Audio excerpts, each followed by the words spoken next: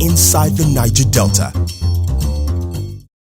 In recent times, cases of conflict between oil companies and their host communities in the Niger Delta have been on the increase, a situation that gives many observers of the ongoing peace process in the region cause for worry. In the following interview, engineer Boma Brown, who retired as asset manager of land assets of Shell Petroleum Development Company SPDC and supervised the production of about 350,000 barrels of crude oil daily in the conglomerate, situates the problem within the context of legally inadequate agreements previously entered into by the oil companies and their host communities in the Niger Delta.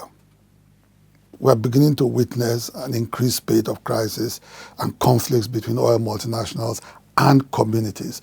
Why is that? Why are we seeing that now? So thank you very much.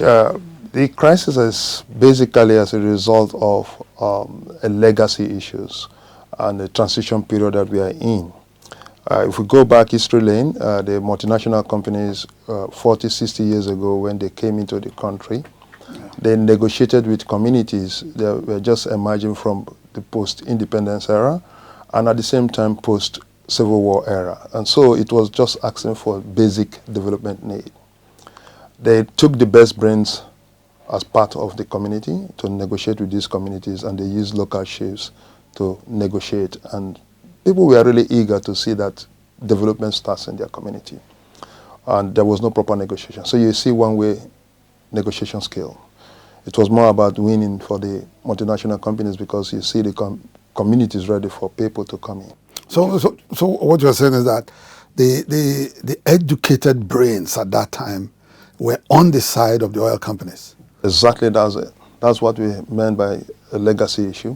And if you now go back again in the 80s, when when we started having our educational crisis post the military incursion, you saw that most of our educated brains also moved into the oil industry, and some of them moved out of the country. So you see a skewed negotiation. And so now what's now happening is that some of these brains have retired, some of these brains have been, asked to leave, and at the same time, knowledge has started moving back to the community. More of the negotiation is now taking a different dynamics because it's no longer privileged information that the oil companies now have. So there is that knowledge in the community. But the other aspect also is that there is a demographic change post the 80s. You now see that you now have youths, more youths. So before now, you had chiefs that are very powerful. Now you see the demographic change. The chiefs are not as powerful as before. So you can no longer go in with a chief as basis for negotiating and just passing an order to the communities. You have youthful energy, and with knowledge, this is a good mixture for the communities to start negotiating in a different terms. And I think it's an opportunity for the oil companies to also see that, this change, this is becoming a transition period, and we can do much better by changing the negotiation strategy and how the expectation, also managing how they manage expectation in this negotiation and come up with a win-win, and so that they move into the next wave where genuine development, and it will be a good thing, very positive thing with part of their corporate social responsibility if they see it in a different light to see how they can bring genuine development to this. Unless the energy of the youth and the knowledge already resident in the communities to see that you bring about genuine development to the communities. When these conflicts occur, we go to cover these conflicts. We talk to the communities, and what you hear from the communities is that, look, this oil company has been here for so long, they don't give us anything, we don't get anything from them, we don't have water, no schools, no roads, no hospitals. And, most of the time I say to myself, look, the oil companies may not be doing everything they are supposed to do, but these are actually things that the government ought to put in these communities, and not primarily the responsibility of oil companies. Shouldn't the government, be directly involved now, with oil companies and communities, and tend to find a way to create peace for harmonious, production levels at the different oil wells? The key issue is that you have three parties in this situation. You have the community, you have the oil companies, and you have the government. When you now look at the oil companies, especially in the JV, where you have most of the onshore operations, 60% through the federal government, through the federation, the JV is owned by the federal government. So 60% of their funding is primarily government funding. Now, what the government, especially the state government and the local government, need to do is to see how they can provide a framework that will support these development efforts. The government, as it is today, most times they are overwhelmed with development issues at key demographic centers.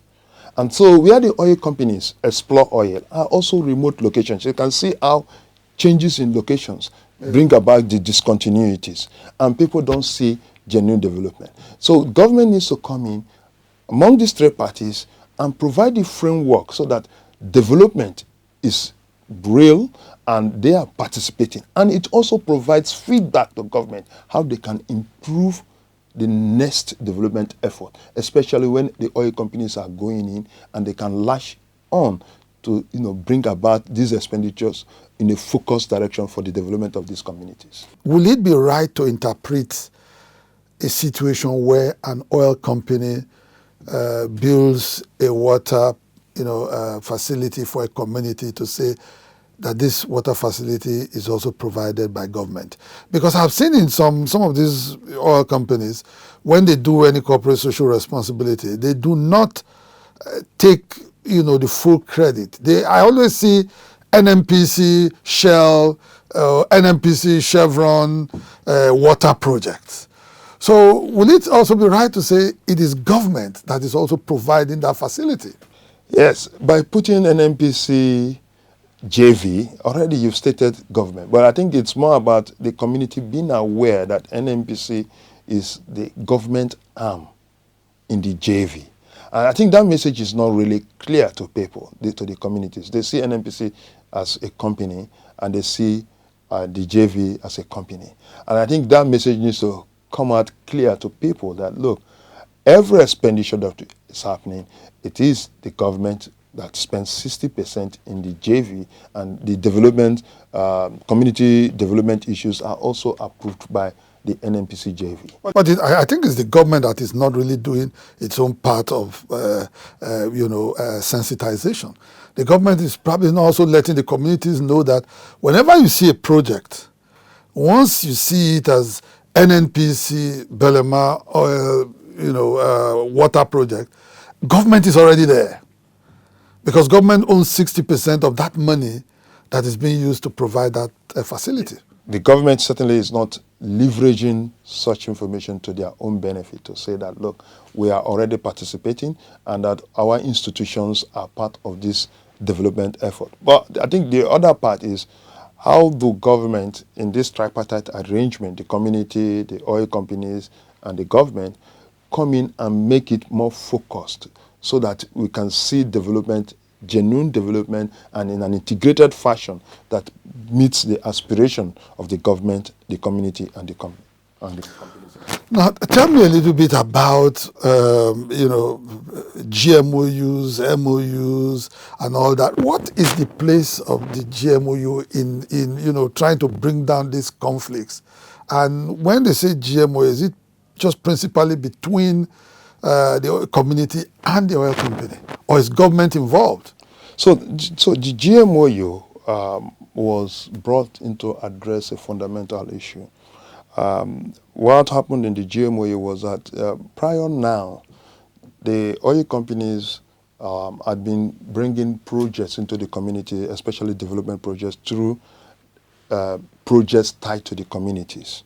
What has happened with time within history was that some of these projects by the oil companies were executed, whereas the community project part of it goes through conflict because the right leadership were not in existence in these communities.